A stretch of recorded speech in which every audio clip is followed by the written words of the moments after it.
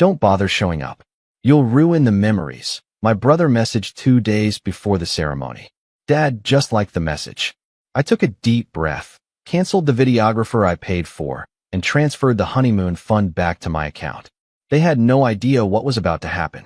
I, 32M, never thought my own family would turn their backs on me when I needed them most. Growing up, we weren't the perfect family, but I always believed we had each other's backs. My brother was 5 years older, and despite our age gap, we were close as kids. Dad worked long hours at the factory, and Mom held everything together until cancer took her when I was 15. After that, it was just the three of us figuring things out. My brother got married young, had 2 kids, and settled into suburban life. I took a different path, focusing on my career in software development. The money was good, and I'd built up a decent savings account over the years. When my brother announced his wedding renewal ceremony for their 10th anniversary, I was genuinely happy for them. They'd been through some rough patches, and this felt like a fresh start. The planning began 6 months ago. My brother mentioned they wanted something special, something their kids could remember. The original wedding had been a courthouse affair with just immediate family, so this was their chance to do it right. When he started talking about costs, I could see the stress in his eyes. 2 kids, a mortgage, and his wife's part-time job weren't leaving much room for dream weddings. That's when I offered to help. I told him I'd cover the videographer and contribute to their honeymoon fund. It wasn't about showing off or buying their love. I genuinely wanted to see them happy. The videographer alone cost $3,000, and I'd put another $5,000 toward their planned trip to Hawaii. It felt good to be able to help my family with something that mattered to them. The weeks leading up to the ceremony were busy but exciting. I helped with small details, picked up decorations, and even drove 2 hours to collect the custom cake they'd ordered. My brother's wife seemed grateful, and my brother kept thanking me for everything I was doing. Dad, who'd been distant since Mom died, even seemed to be coming around, asking about my work and actually listening to my answers. 2 weeks before the ceremony, things started feeling different. Family group chats became quieter when I was online. When I'd suggest meeting for coffee or offer to help with last-minute preparations, responses were short and delayed. I figured everyone was just stressed about the big day approaching. Then came the message that changed everything. It was a Tuesday evening, and I was reviewing some code when my phone buzzed. My brother had sent me a text that made my stomach drop. He told me not to bother showing up to the ceremony. He said I'd just ruin the memories they were trying to create. He didn't explain why, didn't give me a chance to understand what I'd done wrong. Just that cold, brutal message telling me I wasn't welcome at the event I'd helped plan and pay for.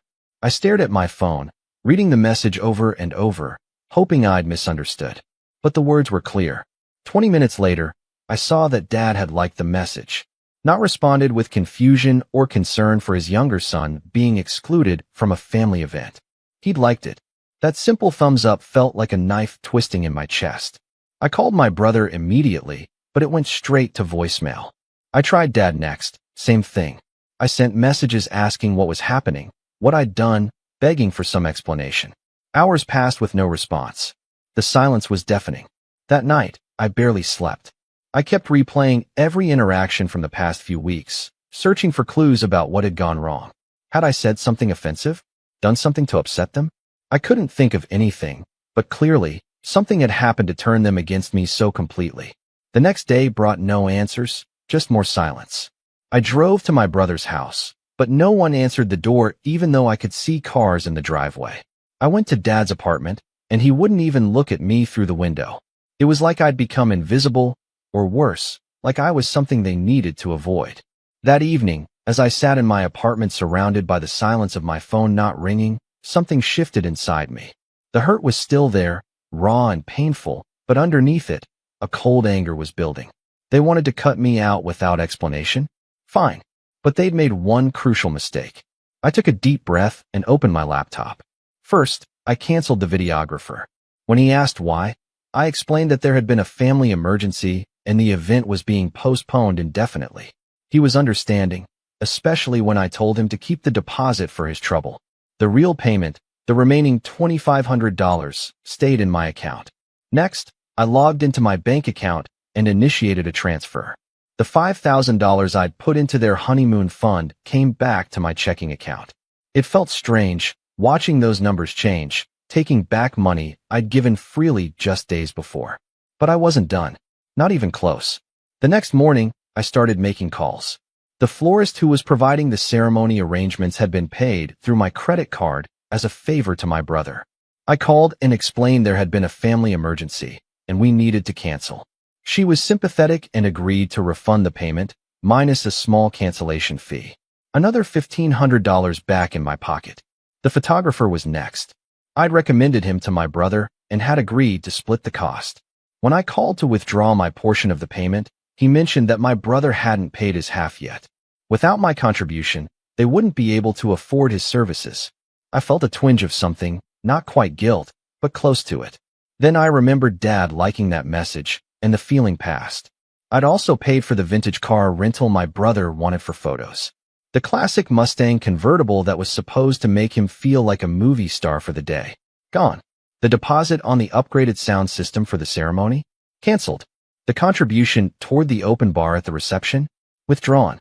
Each phone call felt like pulling out a thread, and I watched their perfect day unravel with each cancellation.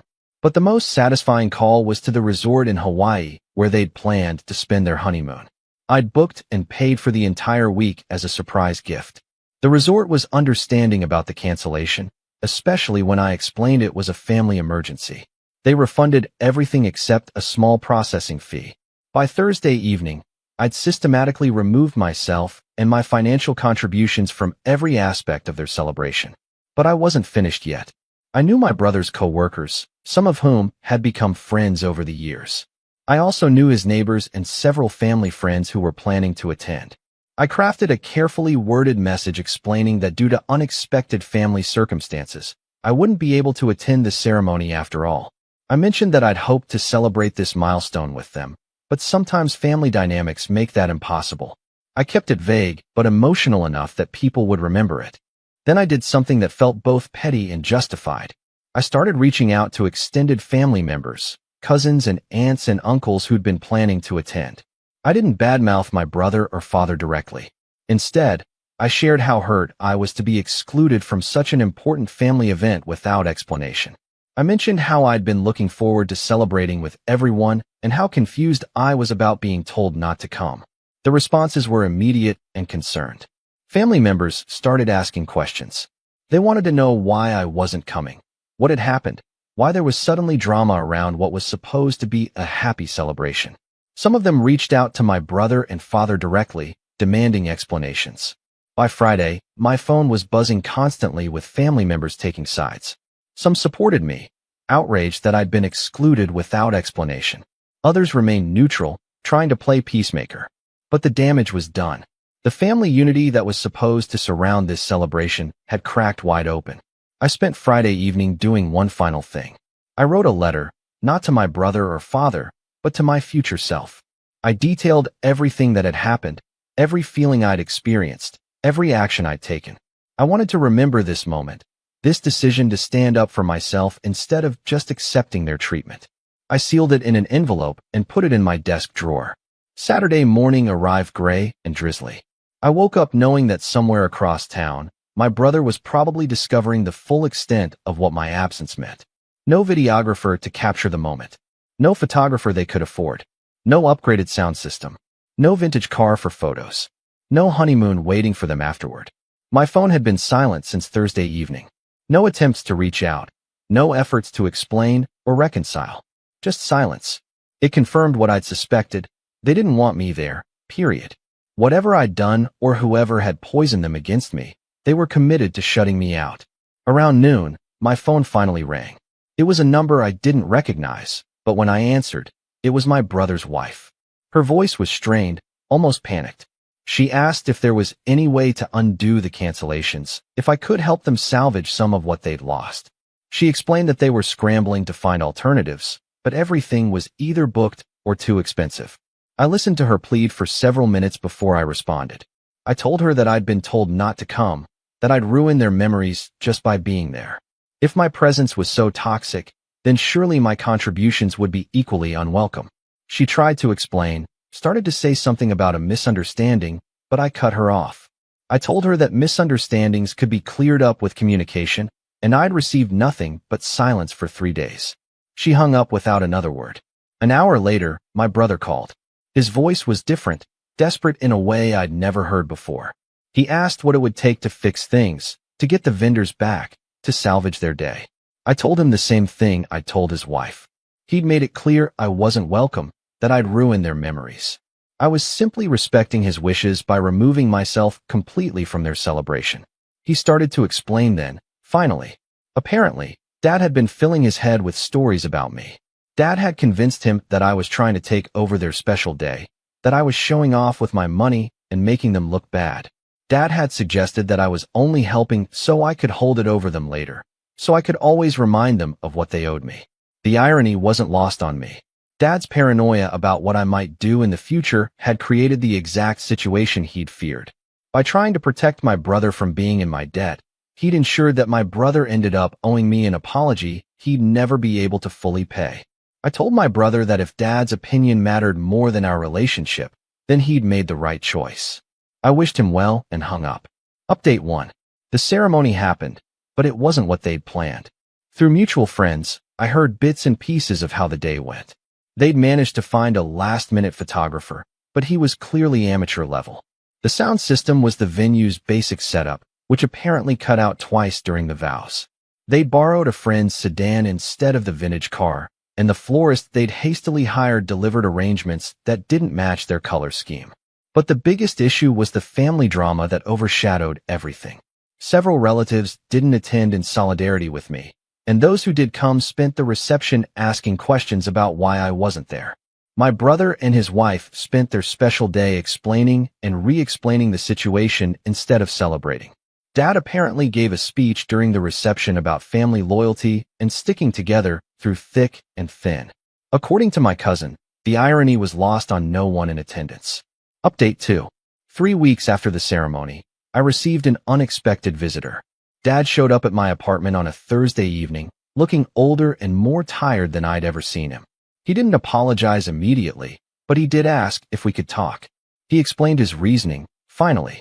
After Mom died, he'd struggled with feeling useless, like he couldn't provide for his remaining family the way he wanted to. When he saw me stepping in to pay for expensive things for my brother, it triggered something in him. He felt like I was highlighting his failures as a father, showing everyone that he couldn't take care of his own son's important moments. His fear had turned into resentment, and he'd convinced himself that I was being manipulative, that I was trying to buy love or create obligations. He'd worked on my brother for weeks, planting seeds of doubt about my motivations until my brother felt conflicted about accepting my help. I listened to his explanation, and for the first time in weeks, I felt something other than anger. I felt sad. Sad that he'd tortured himself with these thoughts. Sad that his own insecurities had destroyed what was left of our family. Sad that Mom wasn't there to knock sense into all of us. But understanding his motivation didn't undo the damage. I told him that I appreciated his honesty, but that trust, once broken, wasn't easily repaired. He'd chosen to believe the worst about me without ever asking for my side. He'd encouraged my brother to exclude me from a family event based on assumptions and fears rather than facts. He left that evening without the reconciliation he'd hoped for, but with a promise that I'd think about what he'd said. Update 3. 2 months after the ceremony, my brother reached out again. This time, he wanted to meet in person, just the two of us. We met at a coffee shop halfway between our places, neutral territory for a conversation that needed to happen. He looked exhausted, older somehow. He apologized properly this time, not just for the message or for excluding me, but for believing Dad's paranoid theories without talking to me first. He admitted that Dad's words had played on his own insecurities about accepting so much financial help from his younger brother. He explained that the aftermath of the ceremony had been brutal. His wife was furious about how the day had turned out. Several family members were still not speaking to him, and he'd realized too late that he'd destroyed the most important relationship in his life for no good reason. I accepted his apology, but I also made something clear.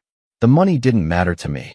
What mattered was that when it came down to it, he'd chosen to believe I was capable of manipulation and selfishness rather than love and generosity. That hurt in a way that couldn't be easily fixed. We're talking now, slowly rebuilding something that might eventually resemble trust again. But it's different. I'm different. I learned that I'm capable of ruthless revenge when I'm pushed too far, and that knowledge changes how I see myself. The money I reclaimed from their wedding went into a separate savings account. I haven't touched it, and I'm not sure I ever will. It sits there as a reminder of the day I chose to protect myself instead of just absorbing their treatment and hoping for the best. Dad and I have had a few more conversations, but we're nowhere near resolved. He's struggling with the consequences of his actions, and I'm struggling with forgiveness. Some bridges, once burned, leave scars that never fully heal. The family dynamic has permanently shifted. Extended relatives now know that our little unit isn't as solid as it appeared. Trust has been broken in multiple directions, and everyone is walking on eggshells, trying to figure out the new normal. Was my revenge justified? I go back and forth on that question. Part of me feels vindicated, satisfied that they experienced consequences for their actions. Part of me wonders if I went too far, if I should have been the bigger person and just absorbed the hurt without striking back. But mostly, I'm glad I stood up for myself. For too long, I'd been the family member who just went along with things, who absorbed tension and tried to keep peace at my own expense. That version of myself would have spent years wondering what he'd done wrong, replaying every interaction, and probably would have eventually convinced himself that he deserved the treatment. The person I became that week? He refused to be disposable. He demanded respect, even if it meant burning everything down to get it. I'm still figuring out if I like this version of myself better, but I definitely respect him more. They learned that excluding someone from their family doesn't just remove that person's presence. It also removes everything that person brings to the table. Every contribution, every gesture of love, every piece of support. You can't have the relationship without the person, and you can't have the benefits without the relationship. Sometimes the cost of taking someone for granted is losing them entirely. Sometimes the price of believing the worst about someone is having them prove they're capable of it after all.